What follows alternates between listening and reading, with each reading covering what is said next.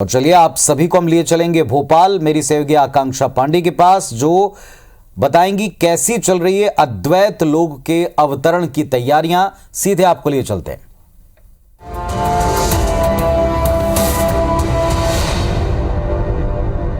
तो बस अब से कुछ दिनों बाद 18 सितंबर को आप देखेंगे आदि शंकराचार्य की भव्य मूर्ति, जो आपको अलौकिक, अद्भुत, अकल्पनीय अनुभूति देगी। और इस वक्त हम मौजूद हैं भोपाल में। देखिए, पूरा कार्यक्रम ओमकारेश्वर में हो रहा है, लेकिन हम भोपाल में क्यों मौजूद है? क्योंकि भोपाल ही वो स्थान है जहां से इस सपने को देखा गया है, जहां से इसकी शुरुआत हो रही है। जी हाँ, खास तौर पर भोपाल में आदि शंकर सांस्कृतिक एकता न्यास का यहाँ पर गठन किया गया है। उसके सदस्य इस वक्त हमारे साथ डॉक्टर शैलेंद्र मिश्रा जी मौजूद हैं।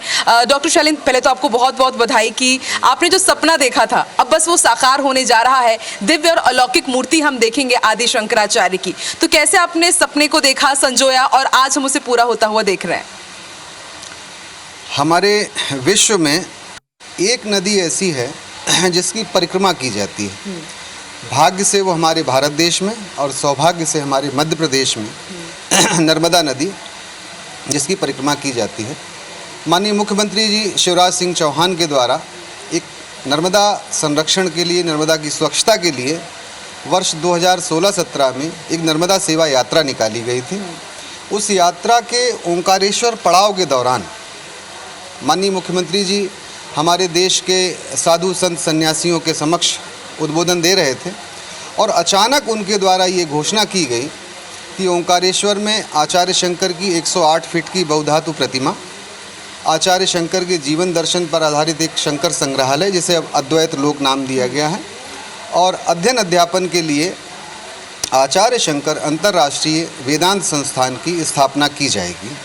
ये 3 घोषणाएं माननीय मुख्यमंत्री जी के द्वारा ओंकारेश्वर में की गई। इन घोषणाओं के पालन के लिए माननीय मुख्यमंत्री जी के द्वारा एक आचार्य शंकर सांस्कृतिक एकता न्यास का गठन किया गया।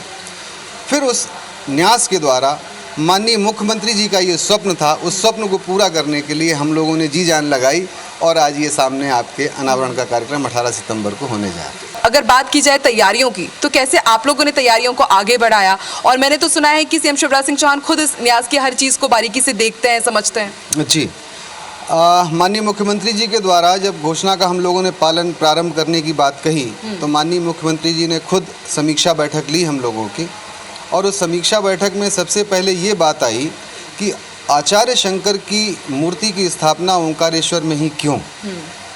आचार्य शंकर 8 वर्ष की उम्र में कालड़ी एक ग्राम है केरल में, जहाँ उनका जन्म हुआ, वहाँ से वो अपने गुरु की खोज में निकले और अमरकंटक से प्रवेश करते हुए नर्मदा के किनारे किनारे वो ओंकारेश्वर में आए।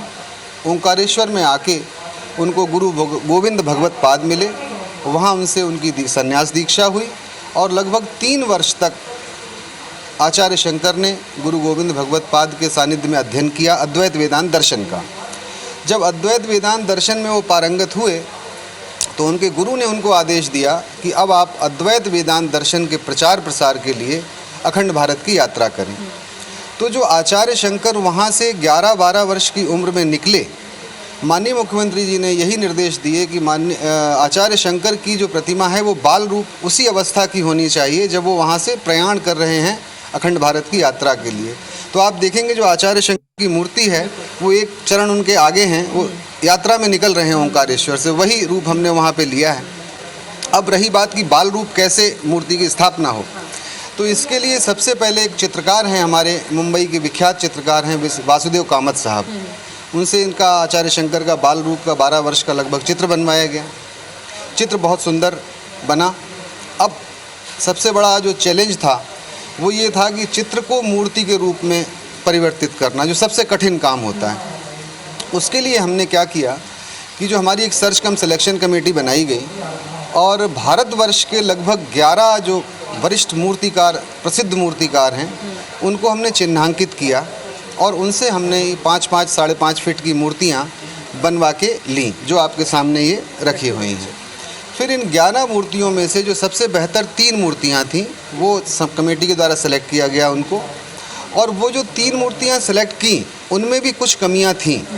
फिर उन तीनों मूर्तिकारों से ये कहा गया कि इस मूर्ति में ये कमी है, इसमें ये कमी है, आप इनमें कमी की पूर्ति करते हुए फिर दोबारा हमको 3 मूर्तियाँ दीजिए। तो उन तीनों लोगों से फिर 3 मूर्तियाँ बनवाई गई। उनमें से जो बेहतर मूर्ति आई, सबसे सुंदर जो मूर्ति बनाई गई, वो हमारे मूर्तिकार हैं शोलापुर के श्री भगवान रामपुरे। उनको सेलेक्ट किया गया और उनके द्वारा ये मूर्ति का मॉडल बनाया गया और माननीय मुख्यमंत्री जी के द्वारा हर 15 दिन में रिपोर्ट ली जाती थी। इवन फ़ोटोज़ उनको लाइव भी हम लोग जोड़ते थे। बहुत बारीकी से उन्होंने देखा, जो संशोधन उन्होंने बताए, उसके बाद उनकी कल्पना के अनुसार ये बाल रूप हमारे सामने है। एकात्मता की परिसर के साथ, एकात्मता की इस मूर्ति के साथ और आदि शंकराचार्य ने जो उपदेश दिए हैं, जिस उद्देश्य के साथ उन्होंने भारत भ्रमण किया है, क्या वाकई वो युवाओं के बीच पहुंच रहा है? ये हमें बताएंगे। इस वक्त हमारे साथ शंकर दूत मौजूद हैं, स्मृति जी। स्मृति जी, बहुत बहुत स्वागत है आपका। स्मृति जी, जैसा कि आपने बताया कि आप शंकर दूत हैं और लंबे समय से आप आदि शंकराचार्य को फॉलो कर रही हैं और उनके कई शिविरों को भी आपने ज़रूर अटेंड किया है। तो कितना बदलाव आप देखती हैं पहले की स्मृति में और अब की स्मृति में? जी, जैसा कि आप जानती ही होंगी, युवा जो हैं उनकी समस्याएं सामाजिक तो हैं ही, मानसिक भी हैं। और जिस तरह का आधुनिक समाज है, कहीं ना कहीं जो युवा हैं वो अपने आप को घिरा पाते हैं कई एक समस्याओं से। जैसा आपने बिल्कुल उचित कहा कि पहले की स्मृति और बाद की स्मृति, अद्वैत युवा जागरण शिविर में जाने से पहले वाली जो स्मृति थी, उसकी समस्याएं और उसके समाधान दोनों ही बहुत अंतर था। द्वैत था उनमें, अद्वैत नहीं था। और फिर मेरे जीवन में शंकर जब आए, जब शंकर का मैसेज, जो अद्वैत का, वननेस का मैसेज है, वो जब मेरे जीवन में आया, तो उस मैसेज ने मेरे उस कंपार्टमेंटलाइज जो एक जीवन था उसको पूर्णतः अद्वैत में ला दिया। और कहीं ना कहीं मेरी जितनी भी सामाजिक, मानसिक, पारिवारिक और करियर से जुड़ी हुई समस्याएं थी, वो सभी एक बहुत ही संलग्न तरीके से जो है वो सॉल्व हो गई। आप ये कह सकते हैं कि देश से, और बल्कि हमारे कुछ शंकर दूत विदेश से भी रहे हैं। तो इस तरह से 350 हम शंकर दूत हैं जो शंकर के अद्वैत वेदांत के इस दर्शन को, इस मैसेज को हम मूर्तिमान रूप में या फिर प्रैक्टिकल इम्प्लीकेशन के रूप में हम अपने हृदय में लेकर के चलते हैं, ताकि हम उनके एम्बेसडर, अद्वैत के एम्बेसडर, उनके दूत बन सकें। और मैम देखिए, आपसे हम बात कर रहे हैं, उससे बढ़िया और क्या होगा कि हम खुद शंकर दूत से जान रहे हैं कि आदि शंकराचार्य के अगर आपको करीब होना है, उनके अगर मार्ग को आगे आपको फॉलो करना है, तो वो कैसे? मैम, इस प्रोजेक्ट के बारे में जरा बताइए कि आप इससे कैसे जुड़े, और जो अब 18 सितंबर को मुख्यमंत्री शिवराज सिंह चौहान जो अब अनावरण करेंगे प्रतिमा का, इस प्रोजेक्ट के लिए आप लोग किस तरह से काम कर रहे हैं? जी, तो जैसा कि आप जानते हैं कि हम सभी शंकर दूत जो हैं वो इस पुनीत कार्य में जुड़े हुए हैं। जो पहला शिविर था वो 2020 से प्रारंभ हुआ था। तभी से हर शिविर में 50 शंकर दूत जो हैं वो आना प्रारंभ हो गए थे। हम सभी विविध क्षेत्रों से हैं। जैसे यदि आप मेरी बात करें तो क्योंकि मैं मास मीडिया और कम्युनिकेशन की मेरा डोमेन रहा है, पर मैं वहाँ तक सीमित नहीं हूँ। हम सभी ऐसे हैं, हमें ऐसा बनाया गया है, इस तरह से ट्रेन किया गया है कि हम सिर्फ अपने क्षेत्रों तक सीमित नहीं है। स्मृति, क्या वाकई आपको लगता है कि जब वो मूर्ति हमारे सामने होगी 108 फीट ऊंची और जो पूरे वेदांत लोक की परिकल्पना साकार होने वाली है, तो इससे वाकई युवाओं के जीवन में काफ़ी अंतर होगा? क्योंकि शंकर दूत यही कोशिश कर रहे हैं कि आदि शंकराचार्य के जितने भी उपदेश रहे हैं वो युवाओं का जीवन बदल सके, हम सब का जीवन बदल सके। मैं इसे एक शब्द में, यदि आप मुझसे पूछेंगी कि अद्वैत लोक या जो ये पूरा प्रकल्प है, उसको देख कर के किसी युवा के मन में सबसे पहला विचार जो आएगा वो मुझे लगता है गर्व और गौरव होगा। क्योंकि शंकराचार्य जी 1000 वर्ष पूर्व रहे हैं और उनका संदेश आज भी उतना ही रेलेवेंट है।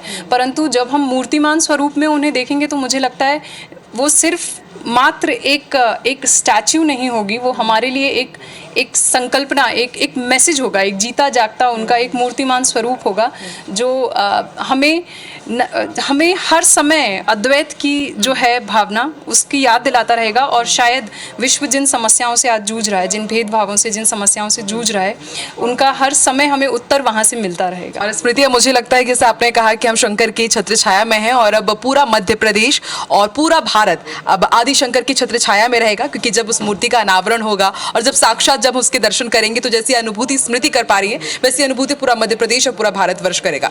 18 सितंबर 2023 ये वो दिन है जब प्रदेश के मुखिया सीएम शिवराज सिंह चौहान का सपना साकार होने जा रहा है।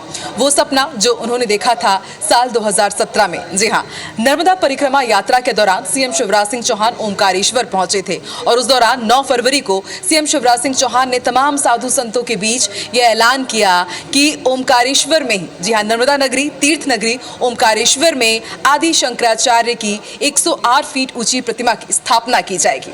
ओमकारेश्वर ही क्यों? क्योंकि ओमकारेश्वर ही आदि शंकराचार्य की दीक्षा की स्थली है, ज्ञान भूमि है, विद्या भूमि है। यहीं पर उन्होंने गुरु का सानिध्य पाया और यहीं से उन्होंने संन्यास ग्रहण किया।